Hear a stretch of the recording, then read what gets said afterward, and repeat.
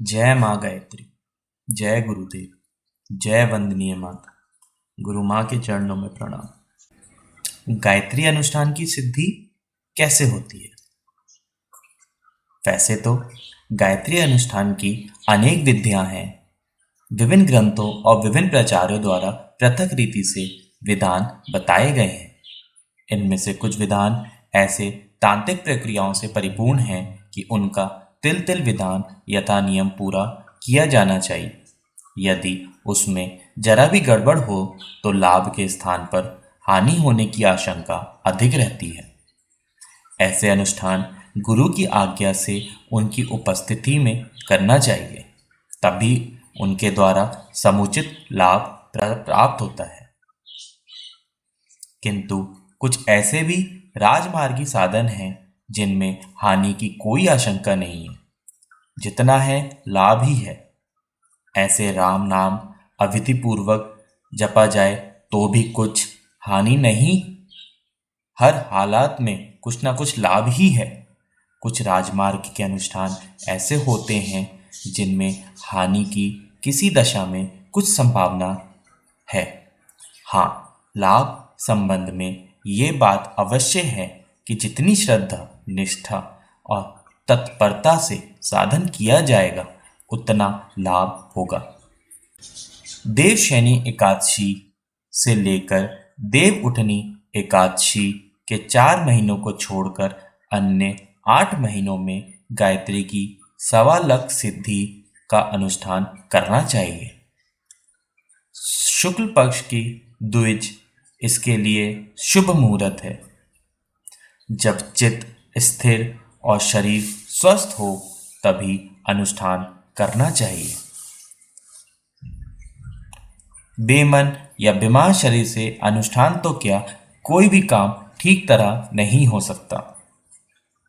प्रातःकाल सूर्योदय से 2 घंटे पूर्व उठकर शौच स्नान से निवृत्त होना चाहिए। फिर किसी एकांत स्वच्छ हवादार कमरे में जप के लिए जाना चाहिए। भूमि पर जल छिड़क कर दाम का आसन, फिर उसके ऊपर कपड़ा बिछाना चाहिए। पास में घी का दीपक जलता रहे तथा जल से भरा हुआ एक पात्र हो। जप के लिए तुलसी या चंदन की माला होनी चाहिए। गंगा जल और खड़िया मिट्टी मिलाकर मालाओं की संख्या के गिनने के लिए छोटी छोटी गोलियां बना लेनी चाहिए। ये सब वस्तुएं पास में रख के आसन पर पूर्व की ओर मुख करके जाप करने के लिए बैठना चाहिए। शरीर पर धुली हुई धोती हो और कंधे से नीचे खद्दर का चादर या ऊनी कंबल ओढ़ लेना चाहिए। गर्दन और सिर खुला रहे। सबसे पहले प्राणायाम। मेरुदंड सीधा रहकर बैठना चाहिए। आरंभ में दोनों नथनों से धीरे धीरे पूरी सांस खींचनी चाहिए। जब छाती और पेट में पूरी हवा भर जाए तो कुछ समय उसे रोकना चाहिए और फिर धीरे धीरे हवा को पूरी तरह बाहर निकाल देना चाहिए। ओम मंत्र का जप मनी मन सांस खींचने, रोकने और छोड़ने के समय करते रहना चाहिए। इस प्रकार के कम से कम 5 प्राणायाम करने चाहिए। इससे चित्त स्थिर होता है, प्राण शक्ति सतेज होती है और कुवासनाएं घटती हैं। प्रतिष्ठा प्राणायाम के बाद नेत्र बंद करके सूर्य के समान तेजवान अत्यंत स्वरूपवती कमल पुष्प पर विराजमान गायत्री माता का ध्यान द्वारा आह्वान करना चाहिए। उनके लिए जगत जननी तेज पुंज सर्वव्यापक महाशक्ति की भावना धारण करनी चाहिए। मनी मन उन्हें प्रणाम करना चाहिए और अपने हृदय कमल पर आसन देकर उन्हें प्रीतिपूर्वक विराजमान करना चाहिए। इसके बाद जप आरंभ करना चाहिए। ओम भूर्भुवः स्वः तत्सवितुर्वरेण्यं भर्गो देवस्य धीमहि धियो यो न प्रचोदयात्। इस एक मंत्र के साथ माला का एक मन का फेरना चाहिए। जब एक माला के 108 दाने पूरे हो जाएं तो खड़िया की गंगाजल मिश्रित जो गोलियां बनाकर रखी हैं उनमें से एक उठाकर अलग रख देनी चाहिए। इस प्रकार हरेक माला समाप्त होने पर एक गोली रखते जाना चाहिए, जिससे मालाओं की संख्या गिनने में भूल ना पड़े। जप के समय नेत्र अध खुले रहने चाहिए। मंत्र इस तरह जपना चाहिए कि कंठ, जिह्वा, तालु, होठ आदि स्वर यंत्र तो काम करते रहें, पर शब्द वेद मंत्र को जब उच्च स्वर से उच्चारण करना हो तो सस्वर ही उच्चारण करना चाहिए। सर्वसाधारण पाठकों के लिए स्वर विधि के साथ गायत्री मंत्र का उच्चारण कर सकना कठिन है, इसलिए उसे इस प्रकार जपना चाहिए कि स्वर यंत्र तो काम करे पर आवाज ऐसी ना निकले कि कोई दूसरा आदमी सुन सके। जब से उठने के बाद जलपात्र को अर्ध रूप से सूर्य के सम्मुख चढ़ाना चाहिए। दीपक की अधजली बत्ती को हटाकर हर बार नई बत्ती डालनी चाहिए। अनुष्ठान में 1.25 लाख गायत्री मंत्र का जप करना है। इसके लिए कम से कम 7 दिन और अधिक से अधिक 15 दिन लगने चाहिए। 7, 9, 11 या 15 दिन में समाप्त करना ठीक है।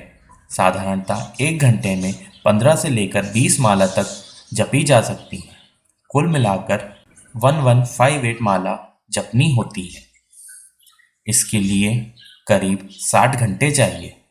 जितने दिन में जब पूरा करना हो उतनी ही दिन में मालाओं की संख्या बांट लेनी चाहिए। यदि 1 सप्ताह में करना हो तो करीब 8 से 9 घंटे प्रतिदिन पड़ेंगे। इनमें से आधे से अधिक भाग प्रातःकाल और आधे से कम भाग तीसरे पहर पूरा करना चाहिए। जिन्हें 15 दिन में पूरा करना हो उन्हें करीब 4 घंटे प्रतिदिन जप करना पड़ेगा, जो कि प्रातःकाल ही आसानी से हो सकता है। जब पूरा हो जाए तो दूसरे दिन 1000 मंत्रों के जप के साथ हवन करना चाहिए।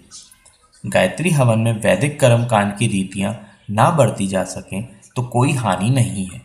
स्वच्छ भूमि पर मृतिका की वेदी बनाकर पीपर, गुल्लर या आम की समिधाएं जलाकर शुद्ध हवन सामग्री से हवन करना चाहिए। एक मंत्र का जब पूरा हो जाए तब स्वाहा के साथ सामग्री चढ़ानी चाहिए।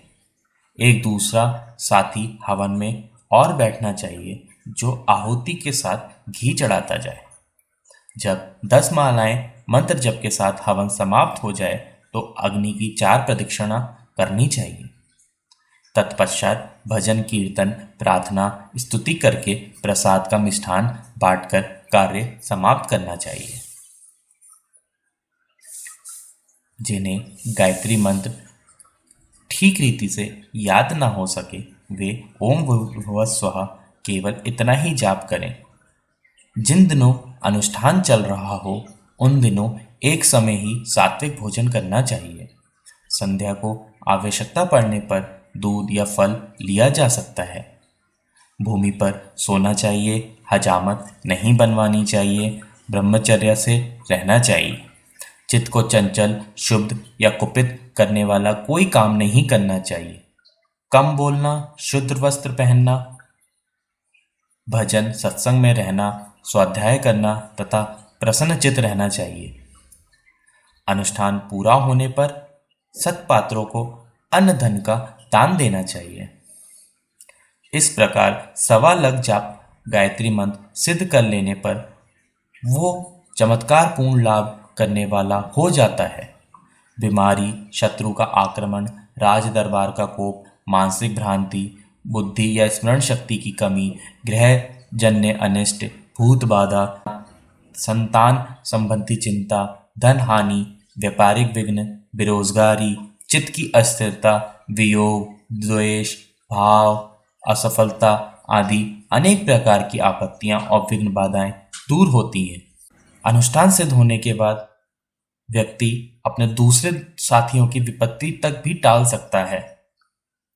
बुरे कर्म का फल अच्छा हो ही नहीं सकता।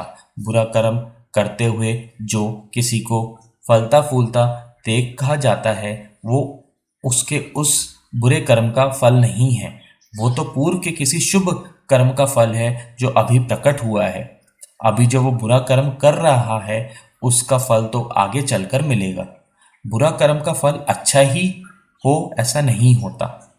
बुरा कर्म करते हुए जो किसी को फलता फूलता देखा जाता है वो उसके उस बुरे कर्म का फल नहीं है, वो तो पूर्व के किसी शुभ कर्म का फल है जो अभी प्रकट हुआ है। अभी जो वो बुरा कर्म कर रहा है उसका फल तो आगे चलकर मिलेगा। जय माँ गायत्री।